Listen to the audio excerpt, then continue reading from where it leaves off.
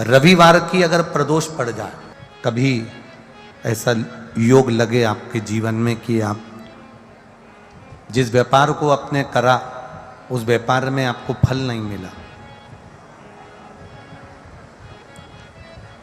फिर आपने व्यापार चेंज करा, फिर बदल कर देखा, फिर उस व्यापार को कर देखा, उसमें फल नहीं मिला, फिर आपने वापिस व्यापार को बदलने का विचार किया, तो हमारा निवेदन रहेगा उस व्यापार को बदलने से पहले एक काम जरूर कर देखो। 3 स्थान पर बेलपत्र को चढ़ा कर देखिएगा।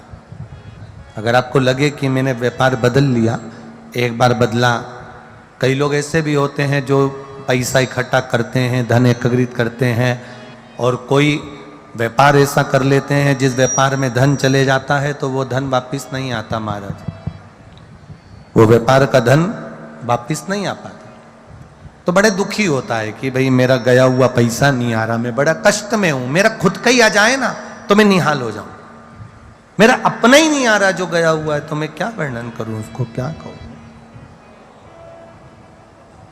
उनके लिए भी ये प्रयोग, ये शिव विद्येश्वर संहिता का ये भाव बड़ा सुंदर है महाराज।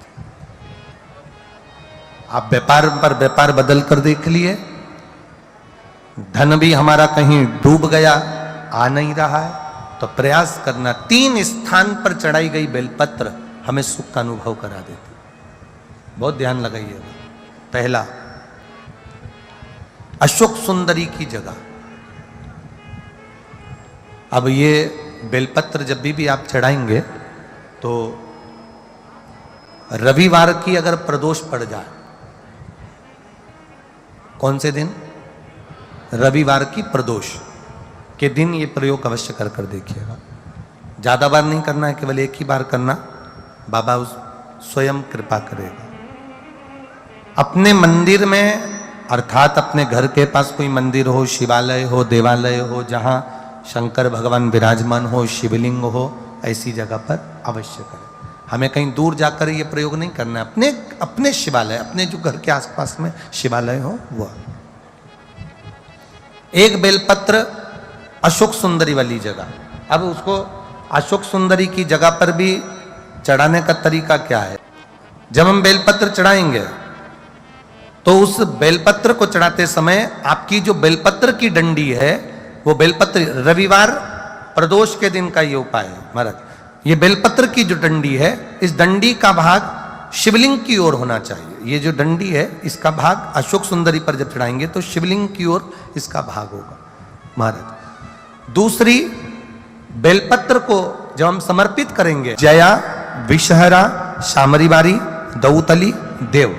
मान लो जलाधारी ऊपर नहीं है शंकर जी के, तो उसका स्मरण कर 5 कन्याओं का नाम लेकर, जया, विषहरा, शामलीवारी, दौतली, देव, इनका स्मरण कर शंकर भगवान के शिवलिंग पर बेलपत्र रखेंगे।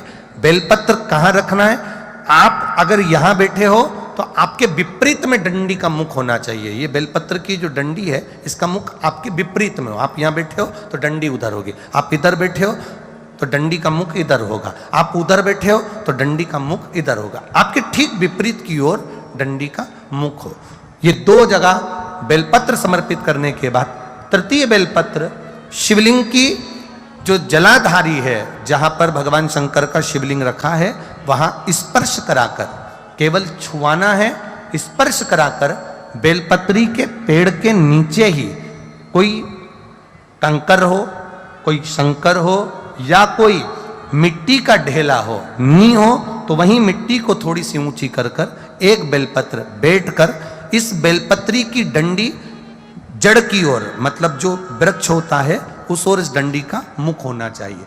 ये 3 रविवार के प्रदोष के दिन शंकर भगवान पर चढ़ाई गई बेलपत्र से हमारा गया हुआ धन भी पुनः आने का रहता है, और हमारा जो व्यापार बार बार बंद हो रहा है, शिव की कृपा से एक बार चालू तो चालू हो ही जाता है। शिव तत्व को जाओ, और निवेदन है सब भाव से करना है, हृदय चित्त आनंद। जो विषय, जिस दिन रविवार की प्रदोष पड़े उस दिन एक लाल वस्त्र में पीली सरसों रखकर और उसके अंतर्गत कुछ भी एक, या तो बमूल का कांटा ना मिले तो गुलाब का कांटा ही उसके अंतर्गत रख लीजिए।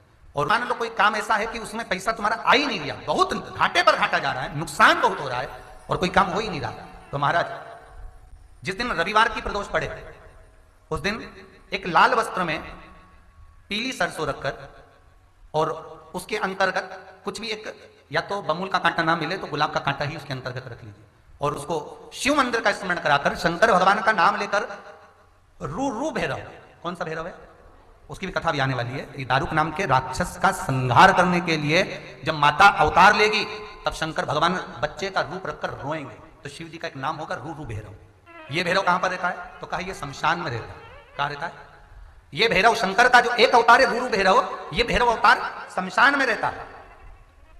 तो इस भैरव का काम क्या है तो कहा शमशान में, शमशान की जो अग्नि होती है भले गीली लकड़ी रहे, भले उसमें कोई पदार्थ डाले ना डाले, थोड़ी देर में वो अग्नि रू आवाज, हल्की सी शमशान की जो अग्नि जलती है उसमें एक आवाज आती है। आप वैसे कोई अग्नि जलाएंगे ना तो आवाज नहीं आएगी, ध्यान देना। हमारे शमशान में अगर जो लोग गए होंगे मुर्दा जलाने के लिए, तो अगर वो एकांत में बैठेंगे तो उसमें से एक आवाज आती है रू रू रू। तो शिव पुराण कह रही है कि उस सरसों को, कांटे को रू भैरव का नाम लेकर जिस व्यापार जो नहीं चल रहा है, दुकान जो नहीं चल रही है, उस दुकान के सामने, उस व्यापार के सम्मुख में उसको जला दिया जाता है। यह करा जाता है रवि प्रदोष के लिए। महाराज कौन से प्रदोष?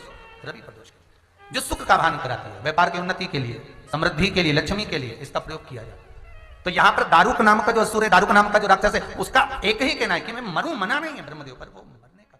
नंदी का एक पांव जो ऊपर होता है, आप लोग दर्शन करे होंगे शंकर जी के मंदिर में नंदी के, तो नंदी का एक पांव उठा हुआ होता है, एक पांव नीचा की ओर होता है। हड्डी से जुड़ा हुआ रोग, नेत्रों से जुड़ा हुआ, मस्तिष्क से जुड़ा हुआ कोई रोग रहता है तो एक नीले कलर का फूल आता है महाराज, उस फूल में हल्दी डालकर गुरुवार का प्रदोष पड़ने पर जो नंदी के पांव के पास समर्पित कर देता है महाराज, उसका रोग धीरे धीरे समाप्त होने लगता है। लिंग पुराण कहती है कि नंदीश्वर भगवान के सामने जो पुष्प समर्पित करा जाता है उसको, ये तो लिखा था स्कंद पुराण और शिव पुराण।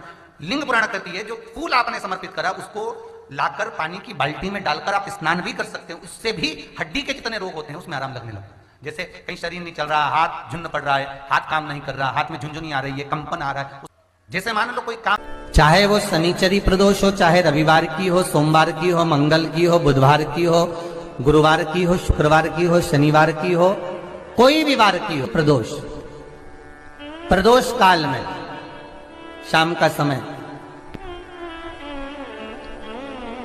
सूर्य डूब रहा हो, बस डूबा ही हो, और उस समय पर केवल 3 दिन ऐसे रहेंगे, 3 बार ऐसे रहेंगे, 3 तिथियां ऐसी रहेंगी, 3 समय ऐसा रहेगा जिस समय पर तेरे द्वारा निर्मित शूल को भी शिव धारण करेगा और जगत का कल्याण करेगा। 3 दिन, 3 तिथियां, 3 बार, 3 नक्षत्र, 3 घड़ी, 3 पल,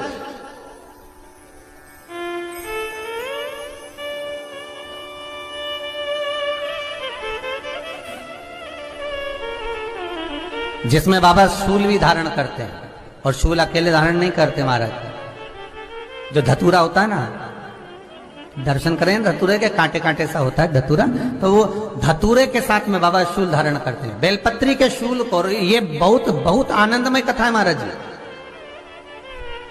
जिसके जीवन में हमेशा कांटे ही मिले हैं। बेटी बड़ी हुई तो घर में मायके में दुख देखा, और मायके से गई ससुराल में तो ससुराल में दुख देखा, ससुराल में भी दुख देखने के बाद में भी पति को बहुत कुछ काम खुलवाया, बहुत धंधे खुलवाए, नौकरी लगवाई, पर वो पति बार बार छोड़ कर आ गया, बार बार तकलीफ भोग रहा है, बार बार कष्ट भोग रहा है।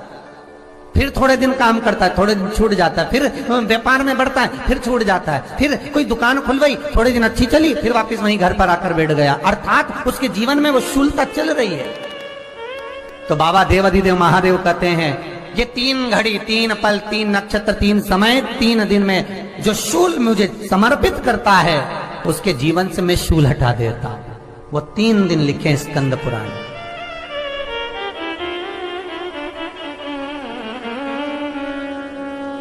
महाराज जो प्रदोष आती है बैसाख के महीने में, बहुत ध्यान से सुनना भाई, जो अपनी जिंदगी से बहुत तंग आ गए हो, परेशान हो गए हो, कष्टमय जीवन जी रहे हो, बहुत दुखी हो गए हो, उनके लिए ये स्कंद पुराण का चरित्र फिर मिले ना मिले, आप प्रेम से सुन लो भाव से।